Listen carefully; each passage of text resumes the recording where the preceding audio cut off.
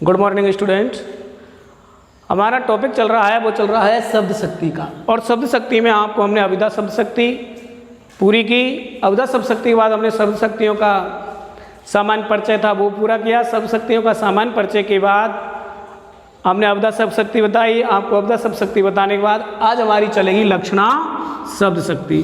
अब देखिए लक्षणा शब्द शक्ति के अंतर्गत क्या होता है। लक्षणा शब्द शक्ति के अंतर्गत लक्षणा शब्द शक्ति में वाक्य या कविता में प्रयुक्त किसी शब्द का, वाक्य या कविता में प्रयुक्त किसी भी शब्द का मुख्य अर्थ या सांकेतिक अर्थ में कोई बाधा उत्पन्न होने पर लक्षणा शब्द शक्ति के अंतर क्या होता है। जब किसी वाक्य या कविता में किसी शब्द के अर्थ में, वाक्य या कविता में किसी भी शब्द के अर्थ में मुख्य अर्थ, सांकेतिक अर्थ या शब्दकोशीय अर्थ में बाधा आने पर, शब्दकोशीय अर्थ में बाधा आने पर उसके बाद उससे संबंधित अर्थ ग्रहण किया जाता है। किससे संबंधित? उस शब्द से संबंधित अर्थ ग्रहण किया जाता है। और उस अर्थ ग्रहण किया जाता है, पूर्ण भाव स्पष्ट हो जाता है, उसे लक्षक शब्द किया जाता, लक्षक शब्द कहलाता है। और लक्षक शब्द से प्रकट होने वाला अर्थ लक्ष्यार्थ कहलाता है। और उस लक्ष्यार्थ से प्रकट होने वाली शक्ति क्या कहलाती है? लक्षणा शब्द शक्ति कहलाती है। वाक्य या कविता में प्रयुक्त,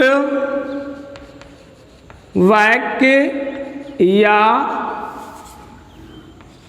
कविता में प्रयुक्त, वाक्य या कविता में प्रयुक्त, वाक्य या कविता में प्रयुक्त अर्थ को वाक्य या कविता में प्रयुक्त किसी शब्द का, किसी शब्द का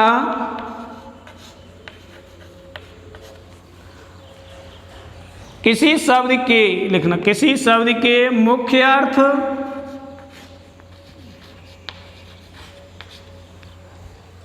सांकेतिक अर्थ,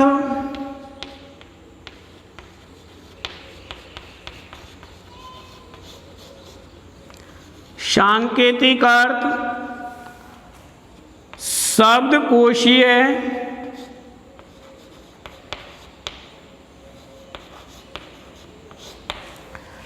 शब्दकोशीय अर्थ ग्रहण करने में,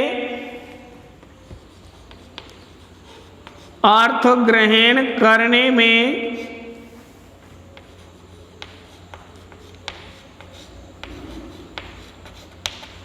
अर्थ ग्रहण करने में कोई बाधा उत्पन्न हो जाए, कोई बाधा उत्पन्न हो जाए,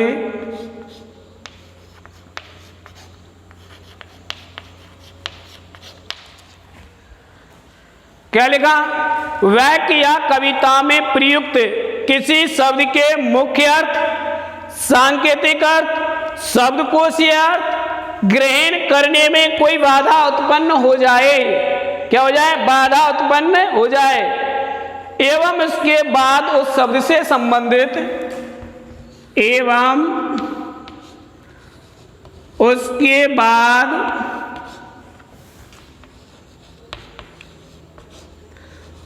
उस शब्द से संबंधित,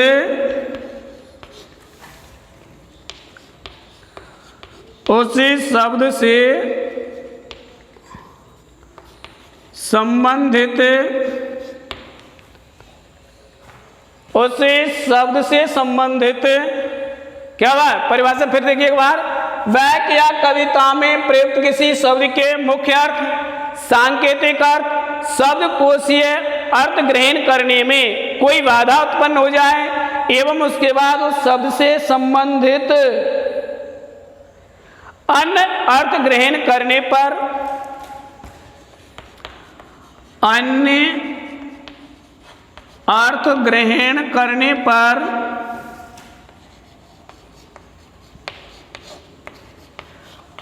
अन्य अर्थ ग्रहण करने पर एवं उसके बाद उस शब्द से संबंधित अन्य अर्थ ग्रहण करने पर वाक्य का पूर्ण ग्रहण करने पर वाक्य का पूर्ण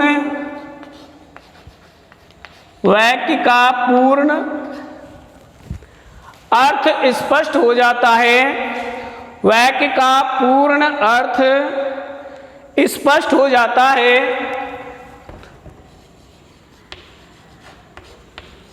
पूर्ण अर्थ स्पष्ट हो जाता है।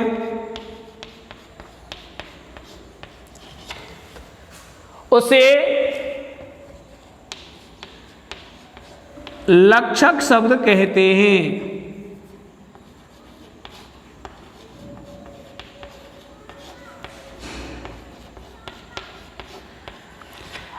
मैंने आपको परिभाषा जब हमने सामान्य परिचय पढ़ाया सब शब्द शक्ति का शब्द शक्ति मैंने बताया कि ये तीन होते हैं। तीन क्या अर्थ के आधार पर शब्द कितने प्रकार के होते हैं? तीन होते हैं, वाचक, लक्षक और व्यंजक।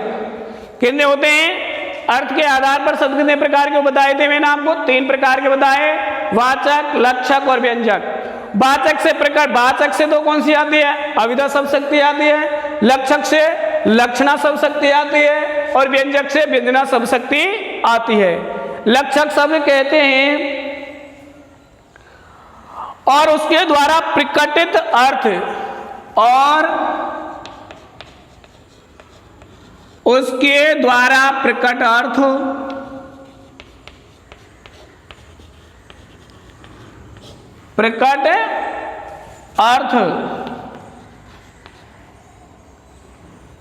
लक्ष्यार्थ या उससे प्रकटित अर्थ लक्ष्यार्थ या आरोपितार्थ कहलाता है। क्या कहलाता है? आरोपितार्थ। आरोपितार्थ कहलाता है। और उससे प्रकट होने वाली लक्ष्य शब्द शक्ति कौन सी कहलाती है? उससे प्रकट होने वाली शब्द शक्ति लक्षणा शब्द शक्ति कहलाती है। आरोपितार्थ अर्थ कहलाता है। इससे प्रकट होने वाली शक्ति, इससे प्रकट होने वाली शक्ति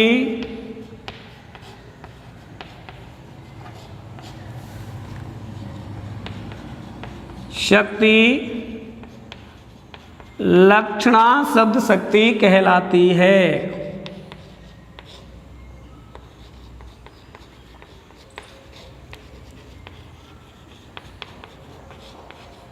आई बात समझ में साहब? ये सब शक्ति की परिभाषा हुई। देखिए, वाक्य या कविता में प्रयुक्त,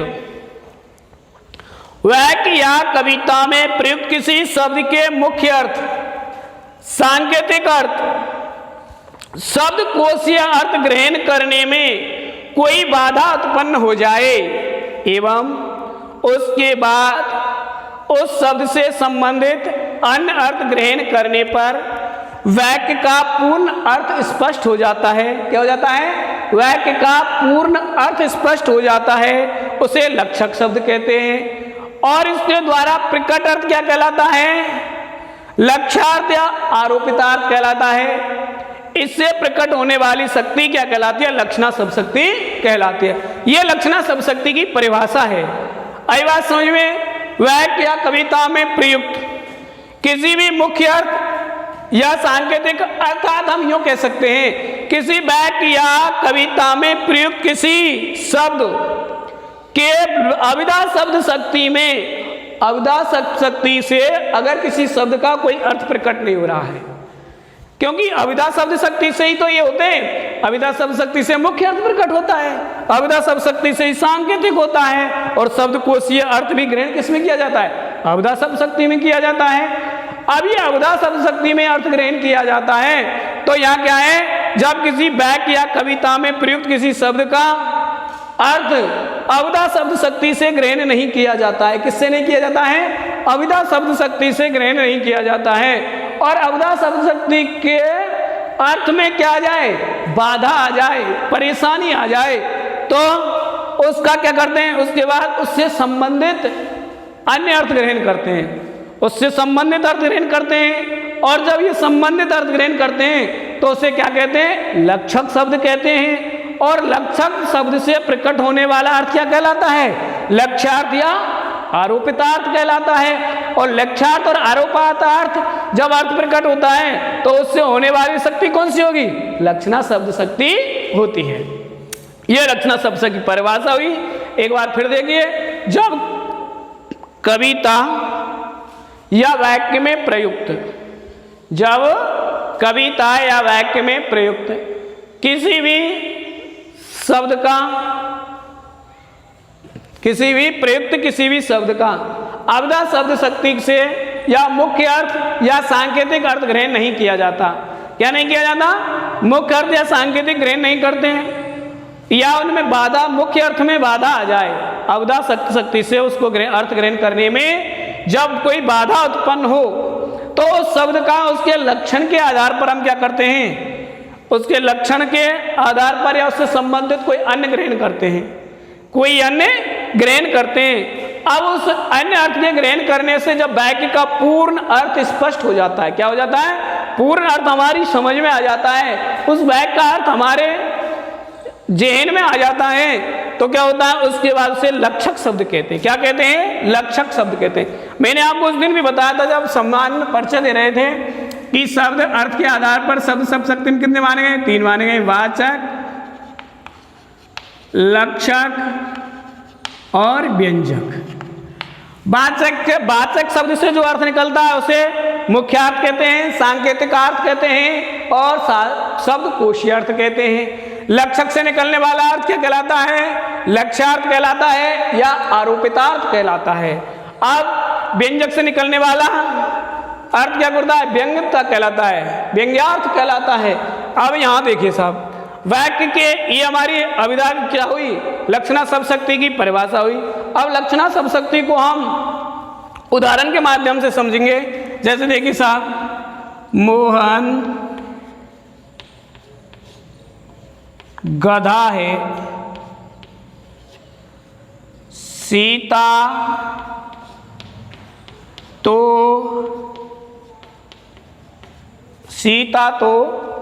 निरी गाय है, सीता तो निरी गाय है।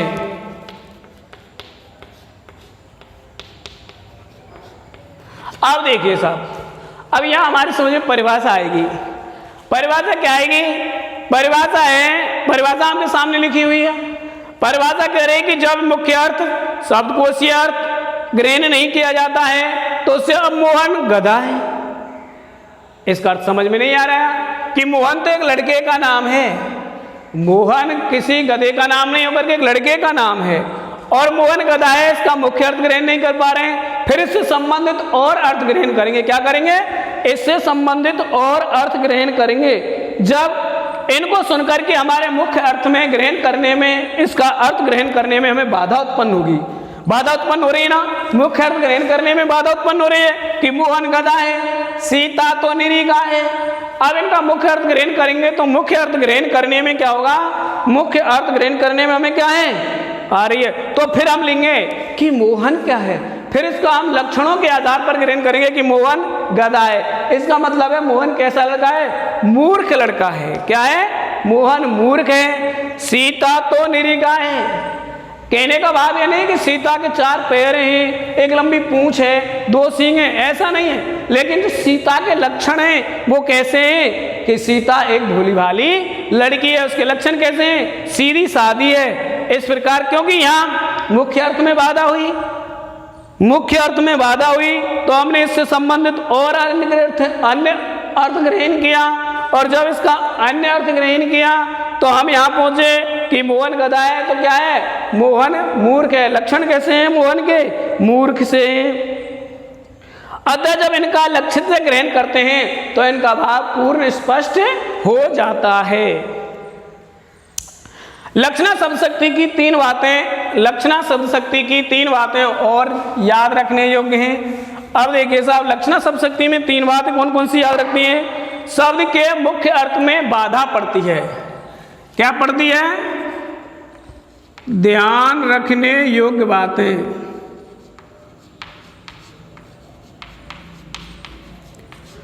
ध्यान रखने योग्य बातें। नंबर 1 आती है कि इसके मुख्य अर्थ में बाधा पड़ती है। क्या नंबर 1 बात? नंबर 1 बात आएगी, शब्द के मुख्य अर्थ में बाधा हो। तो लिख दीजिए साहब, शब्द के मुख्य अर्थ में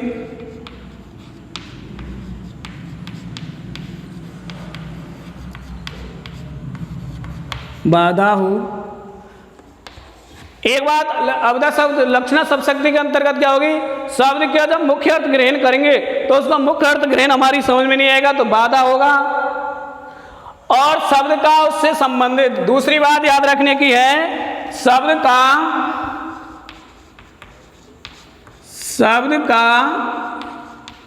उससे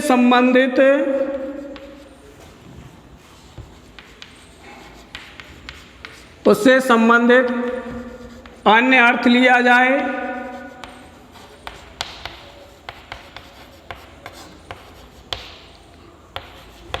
दो बात, अविधा शब्द शक्ति की 2 बातें क्या हुई?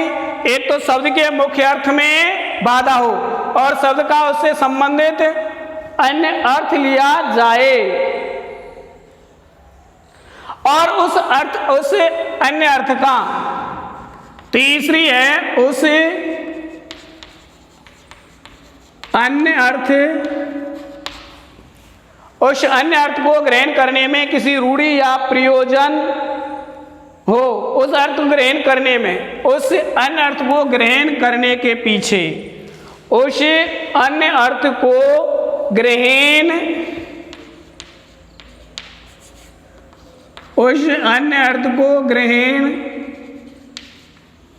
करने के पीछे कोई रूढ़ि या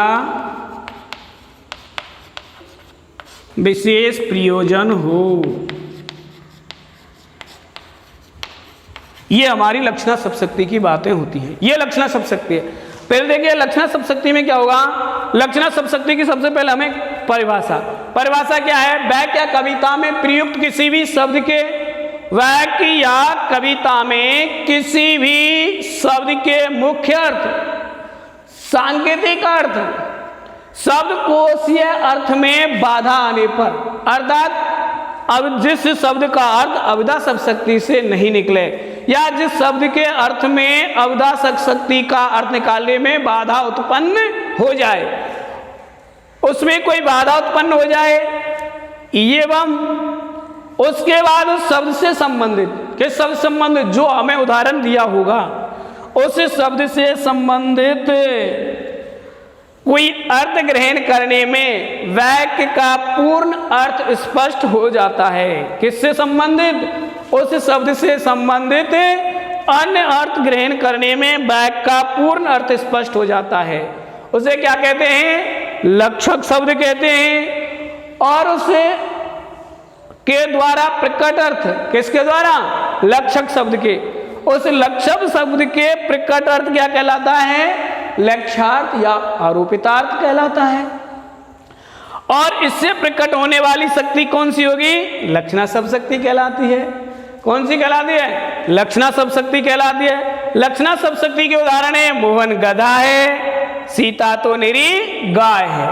अब मोहन गधा नहीं होकर के क्या है? मोहन के लक्षण कैसे हैं? मोहन के लक्षण है गधे। अब यहाँ सीधा मुख्य अर्थ ग्रहण करेंगे कि मोहन गधा है, तो मुख्य अर्थ में यहाँ बाधा उत्पन्न हो रही है। और जब बाधा उत्पन्न हो रही है तो उसके क्या है? परिभाषा क्या कह रही है? जब मुख्य अर्थ में और सांकेतिक या शब्दकोशीय अर्थ में बाधा उत्पन्न हो जाए तो क्या करते हैं? उससे संबंधित अन्य अर्थ ग्रहण करते हैं। क्या करते हैं? उससे संबंधित अन्य अर्थ ग्रहण करते हैं। तो मोहन गधा है, तो इसका मतलब होगा मोहन क्या है? मूर्ख है। गदा नहीं होकर के उससे मुख्य अर्थ में बाधा है। उसी प्रकार दूसरा उदाहरण है सीता निरी गाय है। तो सीता के 4 पैर ने होकर, एक लंबी पूंछ और 2 सींग ने होकर के क्या है, सीता के गाय के से लक्षण लिए गए। कैसे हैं वह, क्या है, सीधी सादी है, भोली बहाली है। लक्षणा शब्द शक्ति को याद ध्यान रखने योग्य 3 बातें होती हैं। एक होती है शब्द के मुख्य अर्थ में बाधा। जब लक्षणा शब्द शक्ति पढ़ते हैं तो उसके क्या होते हैं, शब्द का मुख्य अर्थ ग्रहण करने में बाधा उत्पन्न होती है। मुख्य अर्थ में जब बाधा उत्पन्न हो जाती है तो शब्द का उससे संबंधित अनर्थ लिया जाता है और फिर उस अन्य अर्थ को ग्रहण करने के पीछे रूढ़ी या कोई विशेष प्रयोजन होता है। यह अपदा शब्द शक्ति होती है। अपदा शब्द शक्ति के 2 भेद होते हैं, एक रूढ़ी और एक रूढ़ा लक्षणा होती है और एक प्रयोजनवती लक्षणा होती है। ठीक साहब, कल पढ़ाएंगे इसके भेद।